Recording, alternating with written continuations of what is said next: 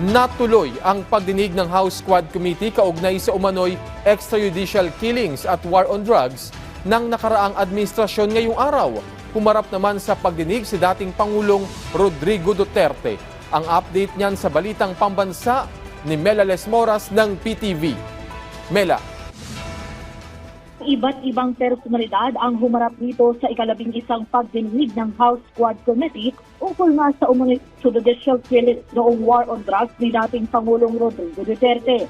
At sa unang pagkakataon, humarap nga ang dating presidente sa Quadcom. Kadapitan sa upuan si dating Senadora Madeline na isa sa mga pangunahing kritiko noong nagdaang administrasyon. Sa opening statement ni Quadcom lead Chair Robert A. Barber, binigyang din niya na bagamat una na nilang kinansela ang pagdinig, nagpasa silang ituloy ito ngayong araw para na rin masulit ang chance na papunta si Duterte rito. Patunay na ito na hindi sila naduduwag at tanging katotohanan lang ang nais nilang mapanaig dito.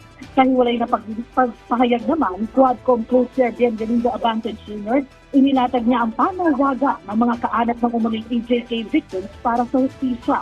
Bagamat anyang problema sa paglaban sa illegal na droga, ang hindi ano nila matanda ay kung bakit sobrang dami umanong namatay noong war on drugs. Kasabay niya na nawagan naman si Abante kay Duterte na bawal magmura sa kanilang pagdinig at irespeto niya ang Quadcom. Nagbahagi pa si Abante kay Duterte ng mga kataga mula sa Biblia. Sa ngayon ay nasa 1 oras pa lang ang umaarangkada ang pagdinig at inaabangan pa natin kung ano mga mangyayari pa rito.